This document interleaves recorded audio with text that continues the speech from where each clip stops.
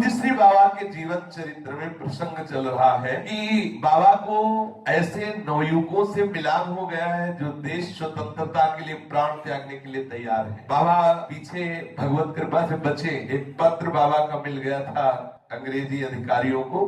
बाबा ने भगवान से प्रार्थना की थी कि मेरे पास तो आपके सिवा कोई ऐसा है नहीं जो सिफारिश चले और बच जाओ, झूठ लिखूंगा नहीं। तो 10 बार कागज लिखाया गया कि मैं बताना कठिन समझ रहा हूं कि मैंने कभी लिखावट नहीं बदली। मेरी लिखावट उन लोगों के आगे बदल गई, अधिकारियों के आगे, या अधिकारियों की आंखें बदल गई, कुछ पता नहीं। 3 जगह से पास होने पर भी यही बात आई कि ये लिखावट चक्रधर की नहीं है। जो असली पत्र पकड़ा गया था, 10 पत्र लिखाए गए, केवल भगवान की कृपा से ऐसा चमत्कार हुआ। श्री राधा बाबा को छोड़ दिया। अब बाबा ने अपने जो मित्र जन थे क्रांतिकारी दल के, उनसे कहा कि अब एकांत में कोई ऐसे मकान लिए जाए जहां कोई परिचय न हो, एकदम खंडेर जैसे ऐसे। तो मकान 4-5 किराए पे लिए गए और आपस में मिल करके एक मकान ऐसा जिसे भूतिया मकान कहते थे, जिसमें भूत रहते थे, प्राय ये प्रसिद्धि थी। राधा बाबा ने जो चक्रधर नाम से थे, उन्होंने उस मकान को चयन किया कि घबराओ मत, ये मकान में हम रहेंगे। और उनके पास एक मशीन थी, साइक्लोस्टाइल मशीन, जिससे पर्चे छापे जाते थे। राधा बाबा ने अपने नवयुवकों से कहा कि हमारे भारतवासियों को पता चलना चाहिए कि अंग्रेजों का ये आंतरिक विचार क्या है, ये किस विचार से हम लोगों को शोषण कर रहे हैं, किस विचार से अपने अधीन कर रहे हैं। इनकी वो खामियां, रात भर पर्चे छपते और रात में इस सब जगह लग जाते, जिससे लोग पढ़े और सतर्क हो, सावधान हो। अंग्रेजी शासन के काले कारनामों का कच्चा चिट्ठा उन पर्चों में छापा जाता, और चाहे वो भूतकाल का हो चाहे वर्तमान काल का हो, और रात्रि में पर्चे छपने के बाद सब जगह चिपका देना, और कोई जान न पावे कहां पर्चा छपते और किसने चिपकाया।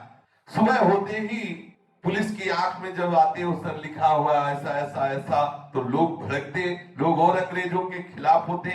दुर्भाग्यवश इनका एक साथी फंस गया, जिसको प्रलोभन में अंग्रेजों ने अपनी तरफ, इनकी बहुत चाल थी अंग्रेजों की, वो अपने भारतीयों को पद देके, धन देके अपने अंदर में, और फिर अपने भारतीयों की सूचना लेकर उनको नष्ट कर देते थे। तो फूट गया इनका एक साथी, और उन लोगों ने जानकारी दे दी कि कहां पर्चा बनाए जाते हैं और कौन कौन पर्चा बनाता है। भूतहा मकान में इन लोगों ने आधी रात को जो साइक्लोस्टाइल मशीन से कई हजार पर्चे छापे हुए थे, वहां पर्चे भी थे, मशीन भी थी, पर ऐसा लगा कि हमारी बात अंग्रेजों को पता चल गया है। ऐसा श्री चक्रधर जी को आंतरिक लगा कि अब हम सुरक्षित नहीं है, हमारी बात अंग्रेजों को पता चल गई। तो चौकन्नी दृष्टि से छत पे जाके छुप के देखते। चक्रधर जी छत पर लगी रेलिंग के एक झरोखे से झांक करके देखा, भूतहा मकान के चारों ओर 4 दीवारी थी। 4 दीवारी लगभग 4-5 फीट ऊंची रही होगी। चक्रधर ने देखा 4 दीवारी के बाहर, 4 दीवारी से सटे एक व्यक्ति खड़ा होता है, फिर बैठ जाता है, खड़ा होता है, बैठ जाता है। बाबा को लगा मेरे अंदर जो भागवती की स्फुरणा हुई कि कोई न कोई अब हमें जान गया है, तो हमें लगता है हमारी सीआईडी लग रही। कहा होने पर सिर दिखाई दिया, बाबा छुप के देख रहे, फिर वो बैठ जाता। चक्रधर जी को पक्का पता चला ये पुलिस का इंफॉर्मर है। इंफॉर्मर सूचना देने वाला है। चक्रधर जी अधिक ध्यान पूर्वक देखा तो पता चला खाकी वर्दी भी धारण किए हुए। चक्रधर जी का संदेह दृढ़ हो गया। चक्रधर जी के ध्यान में बात आई कि हमें लगता है हम पुलिस के द्वारा घेरे में आ गए। पुलिस अधिकारी की ओर से चौकसी रखने वाला, सूचना देने के उद्देश्य से नियुक्त किया गया है पुरुष है। थोड़ी देर में उठ करके वो देखता। चक्रधर जी नीचे तुरंत आए। उस भूतहा मकान में 3 व्यक्ति थे, चक्रधर जी, दूसरे उनका सहयोगी, और तीसरे एक वृद्ध जो रसोई आदि बनाता था, रसोईया बुढ़ा। चक्रधर जी तथा उसके मित्र दोनों मिलकर उस साइक्लोस्टाइल मशीन व छापे गए पर्चे जो हजारों की संख्या में थे, अन्य सामग्री सब एक बड़े के बोरे में रख के बांधी।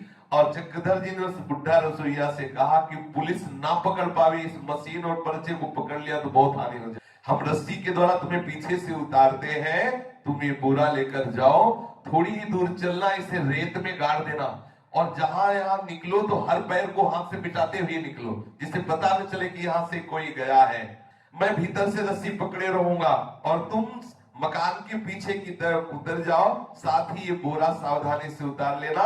मकान के पीछे ही जाते ही एक गड्ढा बनाना, क्योंकि बालू की जमीन है, बोरा को दबा देना, सावधानी रखना पैर के निशान न मिलने पाए। ऐसा ये सब तुम करके दूर निकल जाना। हम दूर से देख लेंगे कि जब तुम सुरक्षित चले गए तो अगर मशीन और पर्चे ये सब नहीं मिले तो पकड़े जाएंगे, पिटाई होगी, लेकिन हमको फांसी सजा नहीं होगी। नहीं तो फांसी हो जाएगी, क्योंकि इतना विरोध।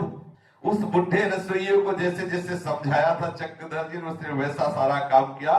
वो बुढ़ा बोरा लेकर मकान के पीछे रस्सी से उतरा, ये दोनों लोग रस्सी अंदर से पकड़े रहे। उधर फोर्स आ गया और दरवाजा खटखटा रहा है। बड़े संतोष की बात थी कि उस बुढ़े के उतरने तक कोई बाधा नहीं आई। खटखटाने की आवाज सुनते चक्रधर जी ने अनुमान लगा लिया कि सरकारी आदमी आ गए। पुलिस के एक व्यक्ति ने दरवाजे पर थाप देते हुए कहा, दरवाजा खोलो। मकान के भीतर से चक्रधर ने कहा, क्यों, क्या बात है? त्वरा दिखाते हुए पुलिस ऑफिसर ने कहा, जल्दी दरवाजा खोलो, जल्दी। चक्रधर जी ने कड़कती आवाज में कहा, आप कौन हैं? पुलिस के सिपाही ने भी कड़कती आवाज में कहा, पहले दरवाजा खोल। चक्रधर जी तो जान ही रहे थे पुलिस है, पर बात इसलिए कर रहे थे कि बुढ़ा निकल जाए दूर पीछे से। जो चक्रधर जी जानबूझकर देर कर रहे थे, पुलिस को बातचीत में अटकाए रखना चाहते थे, जिससे उस बुढ़े को योजना के अनुसार कार्य करने के लिए निकल भागने का पर्याप्त समय मिल जाए। बातचीत में अटकाए रखने के उद्देश्य से चक्रधर जी ने जब दरवाजा नहीं खोला तो पुलिस दरवाजा तोड़ने की धमकी दी। यह सुनकर चक्रधर जी ने कहा, इस प्रकार की धमकी देना कोई शराफत का काम है क्या? जब तक संभव हो सका पुलिस को बातचीत में चक्रधर जी उलझाए रखे। अंत में दरवाजा खोलना ही था, खोल दिया गया। दरवाजे को खोलते ही पुलिस ने चक्रधर और उनके मित्र को हिरासत में ले लिया। पुलिस की हिरासत में दोनों मकान के बाहर खड़े थे। पुलिस के सिपाही मकान की तलाशी ले रहे थे। इस बीच चक्रधर के साथी ने चक्रधर जी से धीरे से इशारे से कहा, बहुत बड़ी भूल हो गई। जो दानदाता हमें मशीन में पेपर छापने के पैसे देते हैं, उनकी पर्ची तो हमारी जेब में है, और अभी अगर ये अंग्रेजी पुलिस कर्मचारी वो पर्ची पा गए तो जितने दानदाता है सबकी पिटाई करेंगे, सबको जेल में भर्ती कर दे, बंद कर देंगे। वो हमारी जेब में रखा है। इशारे से चक्रधर जी से कहा, ये पुलिस के हाथ में पड़ गया तो हमारे भारतीयों की बहुत दुर्दशा करेंगे, क्योंकि वो सहयोग करते थे। चक्रधर जी ने संकेत से ही कहा कि धीरे से हाथ को पॉकेट में ले जा, अंगुली और अंगूठे के संयोग से छोटा छोटा एकदम पर्चा कर दे, जिससे किसी भी तरह जोड़ के पढ़ा ना जा सके। ऐसे इशारे से क्या तुम उसे काट दो। उस साथी ने बड़ी सावधानी से धीरे से हाथ अपनी जेब में ले लिया। उधर मकान की तलाशी चल रही थी और इधर चक्रधर जी ने देखा कि बुढ़ा रसोईया बहुत दूर निकल गया है। तसल्ली हुई कि मशीन छुप गई, पर्चे छुप गए, अच्छा रहा, बुढ़ा भी निकल गया। चक्रधर जी का मन आश्वस्त हो गया। पर्चे तथा वो साइक्लो स्टाइल मशीन सुरक्षित है। मकान की तलाशी में पुलिस को कुछ मिला नहीं। गुप्तचर विभाग के प्रमुख अधिकारी प्रदीप बाबू भी मकान के बाहर चक्रधर के साथ खड़े थे। ये प्रदीप बाबू वही है जो चक्रधर जी को बांदा के 3 पुलिस अधिकारियों की हत्याकांड में फंसाना चाहते थे। पीछे कल की चर्चा में था। चक्रधर जी ने प्रदीप बाबू से कहा, जब कुछ होगा तभी तो आपको यहाँ मिलेगा, हमारे पास ना पर्चा है ना हमारे पास मशीन है। हाँ, तुम्हें सच्ची बात कहता हूँ, हमारे भारतीयों की दानदाताओं की एक तालिका थी, जिसको हमने ऐसा नष्ट कर दिया कि ना तुम पढ़ पाओगे ना तुम्हारे अंग्रेजी सिपाही पढ़ पाएंगे। चक्रधर जी ने ऐसा कह के प्रदीप बाबू को सब चिकनाचूर जो अंगुली से कर दे दिखाया कि तुम्हारे में कोई ताकत नहीं कि तुम हमें किसी भी केस में फंसा सको। अब चक्रधर जी की ये बात सुनकर प्रदीप बाबू और पुलिस को भी बड़ा खेद हुआ कि हमारे पास तो कुछ हाथ नहीं लगा। पुलिस ने चक्रधर को गिरफ्तार कर लिया। पुलिस ने चक्रधर पर मुकदमा चलाया। इस मुकदमे का नाम था गया षड्यंत्र कांड। फैसला देते समय न्यायालय ने चक्रधर को कहा, इसे 6 महीने की कड़ी सजा दी जाए। राजनीतिक बंदी के रूप में चक्रधर जी को गया जेल में डाल दिया गया। चक्रधर गया जेल में सूर्यास्त होने के समय आए। अन्य कैदियों को अपने अपने वार्ड में बंद कर दिया जा चुका था। गया जेल में पहले से अनेक राजनीतिक जो अपने भारतीय थे वो बंद थे। महात्मा गांधी ने अंग्रेजी सत्ता के विरुद्ध असहयोग आंदोलन छेड़ रखा था और जो व्यक्ति राजनीतिक आंदोलन में भाग लेता अंग्रेजी सरकार उसे जेल में बंद कर देती।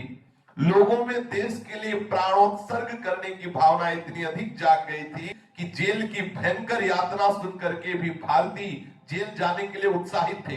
गया के एक स्थान में एक महंत पूज्य श्री भागवत दास जी भी भारतीय स्वतंत्रता में पकड़े गए थे, तो वो भी जेल में थे।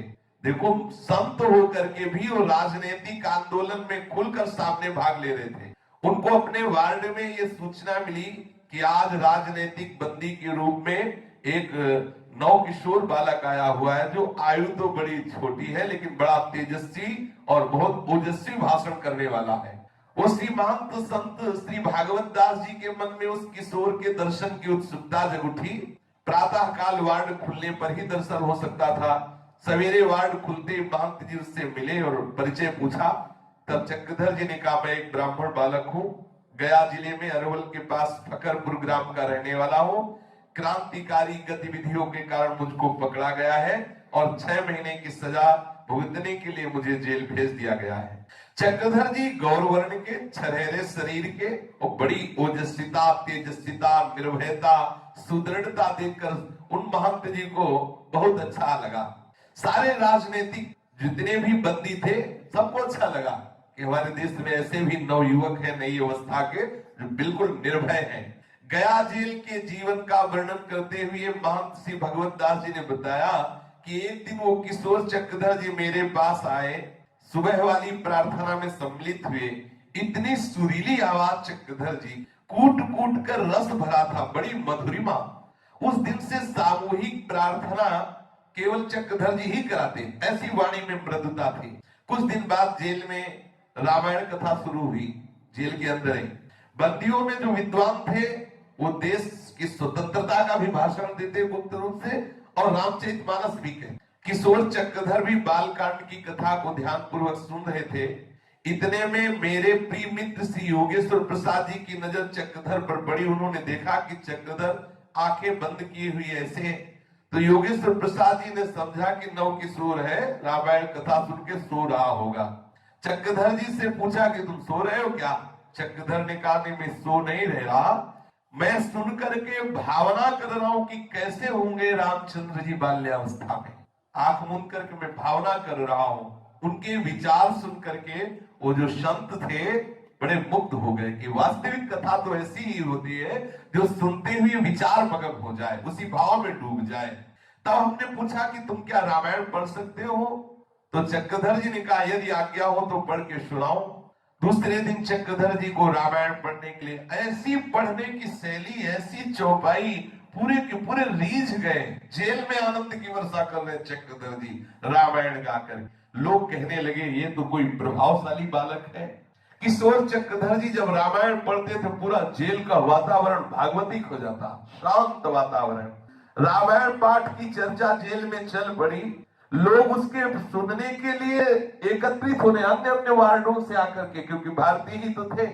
एक दिन शाम को 4 बजे वार्ड बंद होने के पहले चक्रधर जी रामायण सुना रहे थे। उसी समय अंग्रेजों का प्रधान वो जेलर आया। वो अंग्रेज राजनीतिक कैदियों को बहुत पीटता था, बहुत कष्ट देता था। उसने ये भी देखा कि चक्रधर हिंदू ग्रंथ का अध्ययन करने वाला, हिंदू ग्रंथ की महिमा को बताने वाला है, तो आते ही उनकी चोटी थी चक्रधर जी, ऐसे पकड़ा, ऐसे हिला के ऐसे उठा दिया और चोटी हिला करके जो लाख बूट पहने हुए थे, मजबूत जूते, मारा जूते की ठोकर चक्रधर जी वैसे फैल गए। रामायण पढ़ रहे थे, ऐसे ही रामायण छाती से लगाए।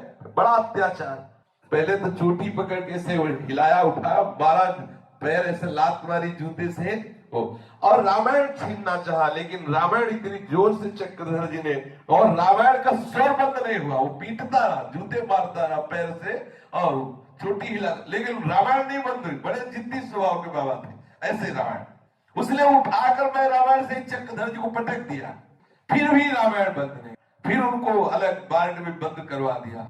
इससे संपूर्ण जितने अपने भारतीय थे सबके हृदय में बहुत भय हुआ, बड़ा क्लेश हुआ कि ऐसे महात्मा बालक को इतना कष्ट दिया जा रहा है। गया जेल के सुप्रिंटेंडेंट का नाम था मेजर वर्ग, पूरा राक्षस। ये आयरलैंड का रहने वाला ये आयरिश मेजर वर्ग सेना विभाग से जेलर के पद पर कार्य करने के लिए आया था। स्वभाव में क्रूरता ठूस ठूस के भरी थी। ये इतना क्रूर था कि दया, सुहृदता, सज्जनता कहीं कण भी इसके जीवन में नहीं था।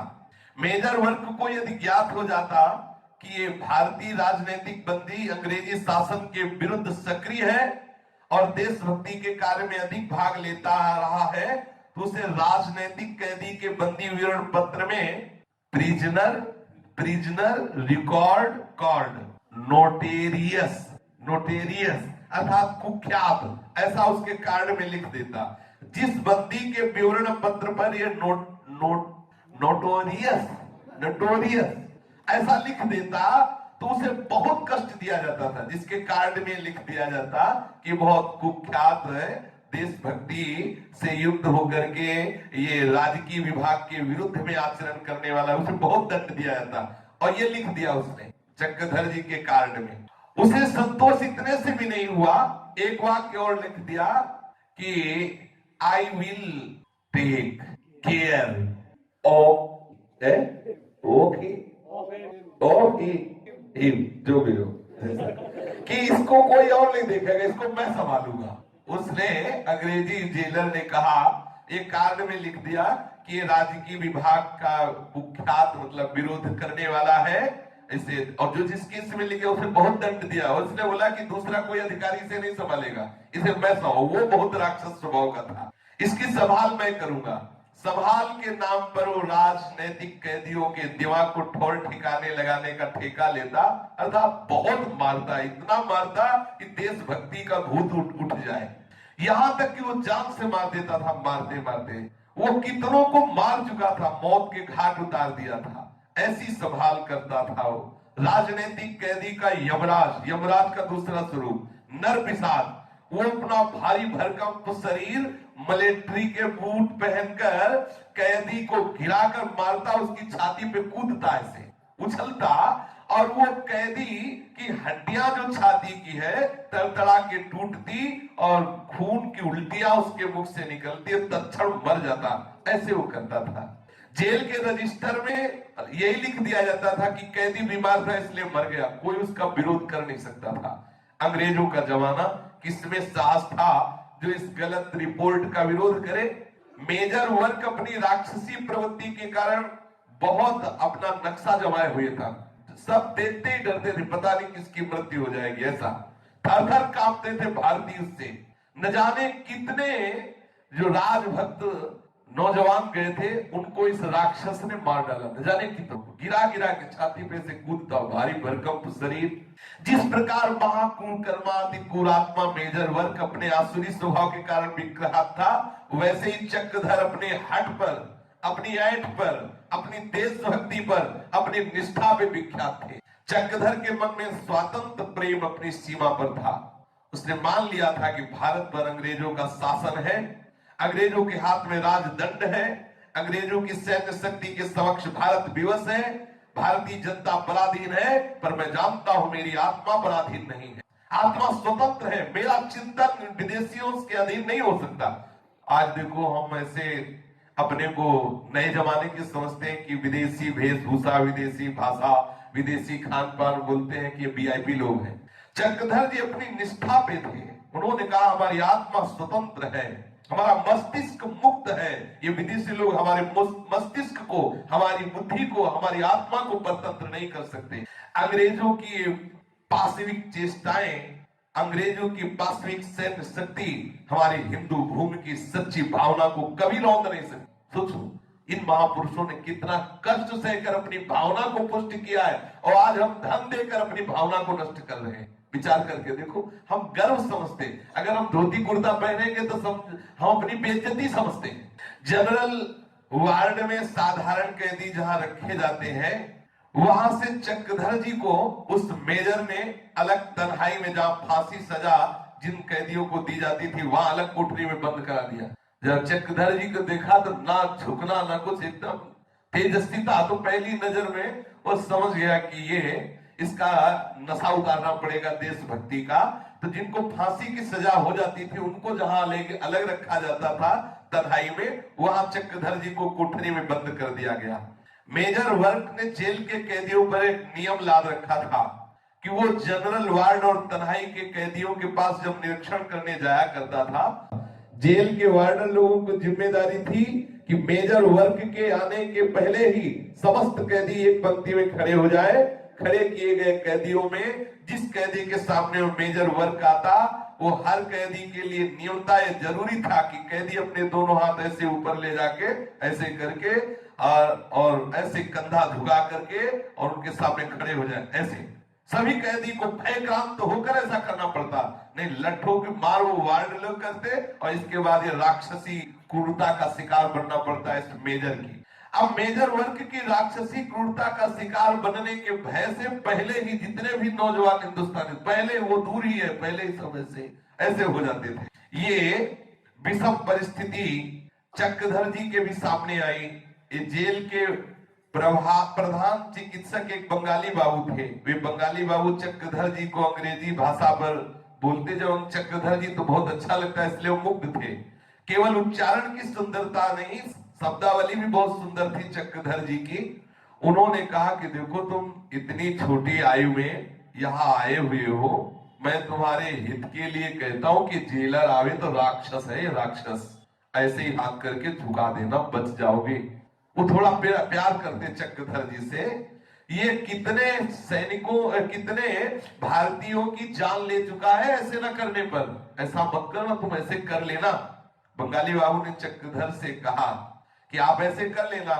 चक्रधर जी ने कहा नहीं नहीं, death is horror to you but play for me. मृत्यु तुम्हारे लिए भयावह हो सकती है लेकिन मेरे लिए खिलवाड़ है। चक्रधर जी ने कहा इस दुष्ट के सामने मैं झुकूंगा नहीं, मार दे तो मार दे।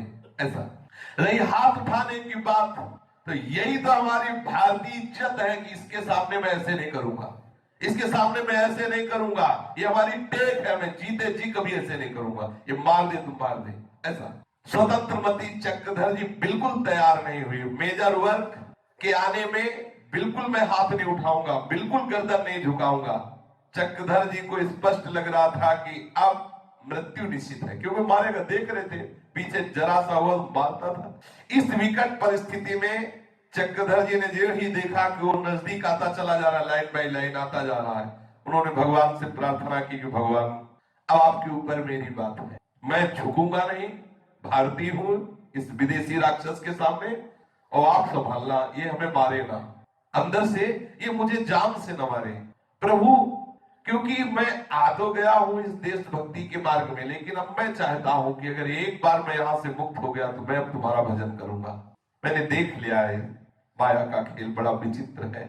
वहां देखा कैसी राक्षसी वृत्तियां, उनको लगा कि सच्चिदानंद भगवान का भजन करके उनकी प्राप्ति करना ही जीवन का लक्ष्य है। प्रभु मेरी जीवन लीला समाप्त ना हो, क्योंकि मैंने आपको देखा नहीं है, मैंने आपका साक्षात्कार प्राप्त नहीं किया, और ये मनुष्य जन्म केवल आपके लिए है, ये मुझे अनुभव है। अगर मुझे यहाँ जेल से जीवित मुझे निकाल दिया जाए तो मैं सिर्फ आपका भजन करूंगा। ऐसा होता है भगवान, ये इसीलिए चर्चा हो रही कि भगवान किसी न किसी रूप में कृपा करते हैं। चक्रधर जी जो राधा बाबा है, उन्होंने अंदर से निश्चय किया कि ऐसी क्रूर कर्कश वृत्ति वालों के बीच में जीवन व्यतीत करने से अच्छा है यदि मुझे मेरा जीवन बच जाएगा तो अब मैं जीवन भर का नियम लूंगा कि भगवान का भजन करूंगा। मेजर वर्क जब निरीक्षण करने के लिए आया तो सारे कैदियों को एक पंक्ति में खड़ा किया गया। उस पंक्ति में चक्रधर जी भी खड़े थे। जिस कैदी के सामने मेजर वर्क गया उस सबने अपने हाथ ऐसे रखे और ग्रीवा झुका दी। मेजर वर्क जब पंक्ति में खड़े चक्रधर के सामने आया तो चक्रधर ने अपना हाथ नहीं उठाया। मेजर वर्क के साथ 5 वार्ड रहते थे, उन्हीं वार्डरों को आदेश दिया और कैदियों को पिटवाने का काम उन्हीं से करता था, डंडे से। जब नहीं मानता तब वो अपने बूट से मारता। जब चक्रधर ने हाथ नहीं उठाया तो जेलर के साथ वाले वार्डर सोचने लगे ये कैसा मूर्ख लड़का है, जानबूझ करके मरना चाहता है, ये लड़का अपना हाथ नहीं उठाता, जेलर तुरंत इसे मृत्यु के हवाले कर देगा, ये नादान तो अपनी मौत को जबरदस्ती बुला रहा है। वार्डर तो विगत अनुभवों के आधार पर सोच रहे थे कि इस लड़के के सिर पर मौत नाच रही, क्योंकि देखते थे कि रोज मारता था कईयों को जान से। जिस तन्हाई में लड़का रह गया है उसकी अगली तन्हाई वाले कई कोठरियों वालों को इसने जेलर ने कुछ दिन पहले ही इसी जिद के कारण मार दिया था।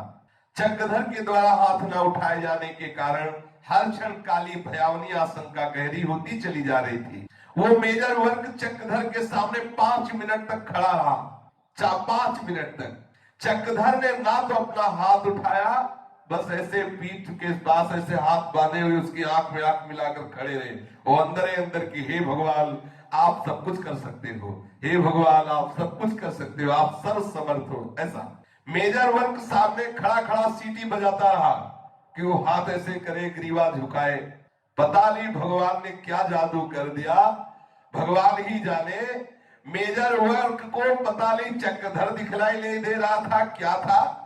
मेजर वर्ग को चक्रधर के स्थान पर क्या समझ में आ रहा था, किसी की कुछ बुद्धि काम नहीं कर रही थी कि 5 मिनट से प्रहार क्यों नहीं कर रहा। वो खड़ा सीटी बजा रहा था बार बार। ये क्या हुआ भगवान जाने, परंतु इतना तो सबने देखा कि बिना हाथ उठाए, बिना गर्दन झुकाए अकड़े हुए चक्रधर खड़े रहे। 5 मिनट तक वो सीटी बजाता रहा, इसके बाद वो आगे बढ़ गया, कुछ नहीं बोला चक्रधर जी। ये भगवान का, इन्हीं सब अनुभूतियों के कारण बाबा एक महापुरुष बने। भगवान मेरा हर समय साथ देते रहे। जे ही मेजर वर्ग आगे बढ़ा, उस समय भगवान के प्रति चक्रधर के मन की भावनाओं का वेग कितने प्रबल से बह चला, वो केवल अनुभव की बात है। भगवान ने मेरी टेक रख दी, भगवान ने मेरी प्रार्थना सुन ली, मेरी रक्षा कर दी। भगवान मुझे आज अनुभव हो गया कि आप असंभव को भी संभव कर सकते हैं, आप संभव को असंभव कर सकते हैं, संभव को संभव कर सकते हैं। असीम करुणा, अपार करुणा, ऐसा हृदय से बार बार चक्रधर जी के।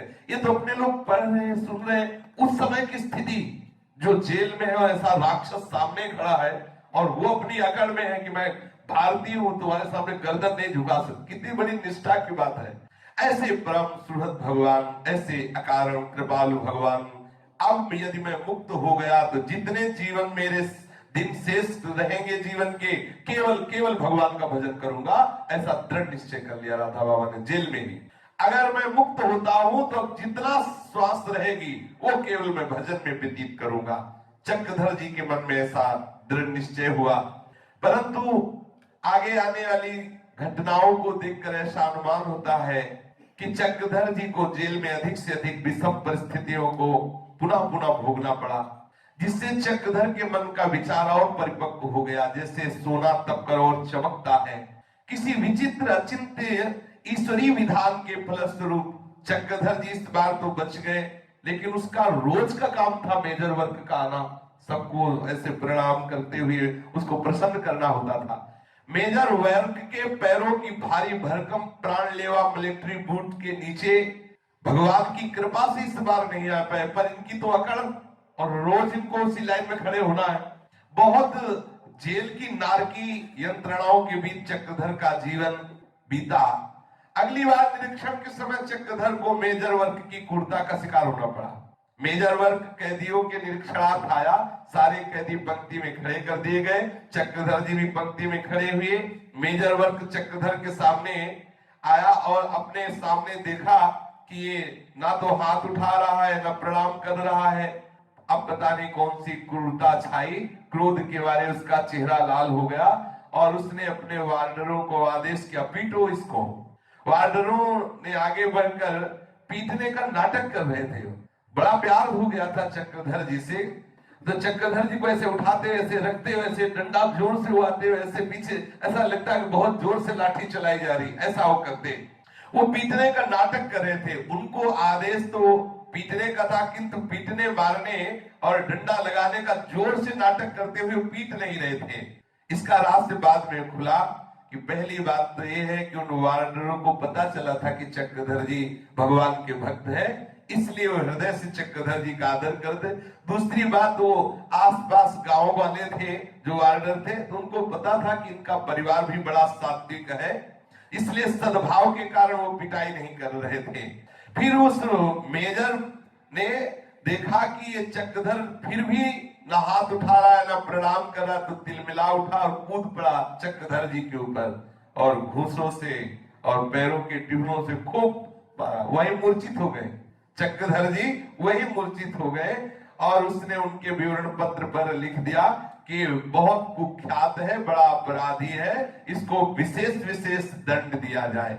इसके बाद मेजर वर्क ने आदेश जारी कर दिया कि चक्रधर मिश्र के सारे कपड़े उतार लिए जाए, इनको टाट पहनने के लिए दिया जाए।